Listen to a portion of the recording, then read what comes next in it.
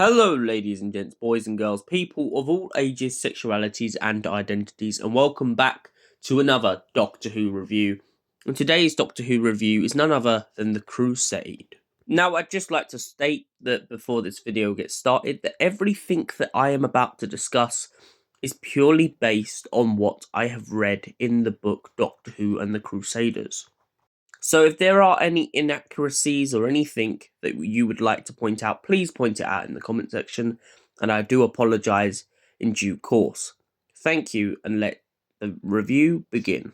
The Doctor, Ian, Barbara, and Vicky land in an out clearing somewhere in the Middle East. They come upon what appears to be a dead man in the woods, and after inspecting him, end up getting caught between crossfire from two opposing sides. The group scatter into the bushes to hope that they won't get captured, but the team end up getting split up. Barbara taken in one direction, Ian, Vicky, and the Doctor going in the other. The Doctor, Vicky, and Ian come across a man who points out that he has been saved by the Doctor and will forever be in his gratitude. He also seems to be one of the acolytes of Richard the Lionheart, and claims that he has done his part to point towards Saladin, that no way will he ever get his hands on his king. But sadly for Barbara, she gets caught up in all of the politics of it, and when she finds where her captors have taken her, she is alongside a fellow prisoner who claims that he is Richard of the Lionheart. Although this is not true, this is a good deception by Richard's men to make sure that Saladin believes that he has captured the real Richard the Lionheart in the jungle. The Doctor, Ian, and Vicky are taken back to Richard the Lionheart and praised for their help of his men. But after Ian persists to ask for Lady Barbara back from Saladin, Richard constantly points out to him that unless the Holy War ends, he will not be going on any fool's errand mission, no matter who it's for. But minus this, he will indeed give the Doctor, Ian, and Vicky his hospitality, and a place to stay, and new clothes. The Doctor, Ian, and Vicky go out to the market, and upon coming across the stall, the Doctor cons a man into pretty much giving him clothes for free. Richard is in conflict with his sister, as he pretty much tries to use her as a bargaining chip for Saladin in order to end the Holy War. However, to make matters worse, it turns out the Earl of Leicester has massacre on his mind, and would rather slaughter the whole Middle East for England than settle a tragic dispute. Back in Saladin's camp, Barbara begins to decide on ways to escape. But when she does escape the first time, the escape attempt doesn't last very long.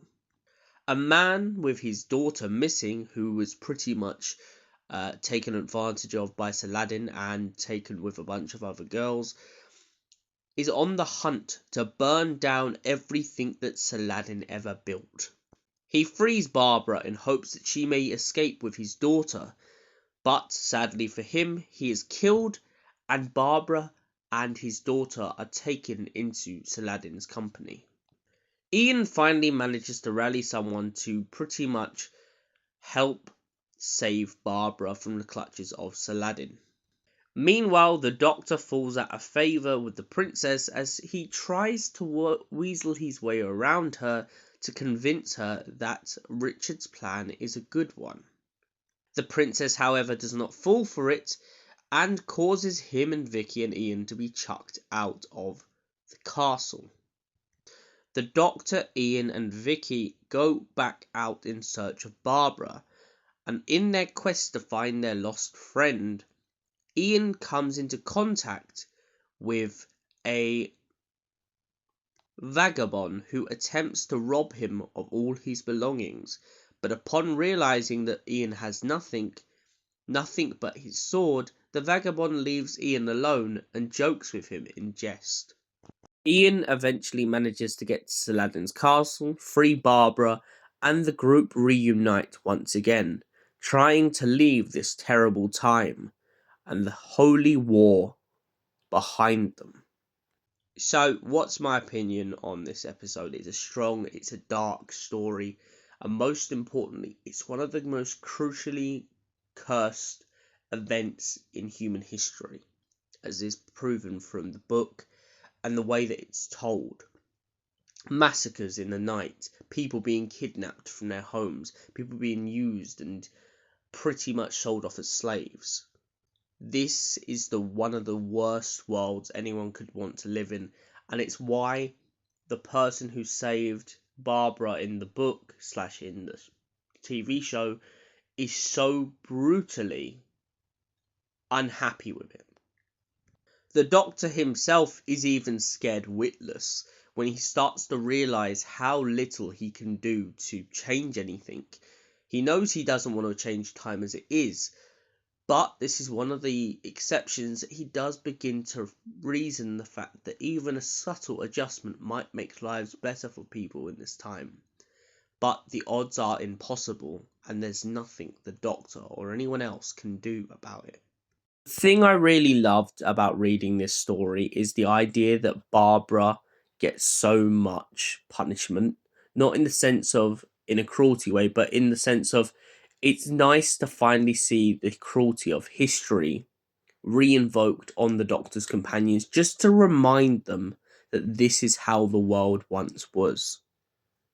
I also like that she's not the only one who has to deal with this problem, but the Doctor and Vicky themselves almost get their hands chopped off just because they play a silly game in a market in which they nick clothes. If it wasn't for the fact of being in good company with Richard the Lionheart, they most probably would have found their heads on a stake somewhere. I also like the idea that Vicky is kind of this tomboy, so she's constantly playing around with who she believes she is. And the fact that she's really annoyed in what I've seen of the surviving footage of the Crusade, in which she gets really annoyed with being called the tomboy, being called a boy by a bunch of knights, is even better clarification for this idea of personal preference on how you like to be presented. I also like the idea that the Doctor reinverses this to her and pretty much says, don't worry about what they think. Worry about what you think. I also like the idea that the Doctor's meddling and his subtle innuendos and ways that he comes across to people to kind of get his own way does not work in this story, which is brilliant. He's not fooling anyone, and especially not Richard the Lionheart. Richard has his say and has his power in the room, and no one is going to change his mind. And for that reason, I give The Crusade a solid 9 out of 10. Thank you for watching. We'll see you in the next Doctor Who review. Until then, goodbye and good night.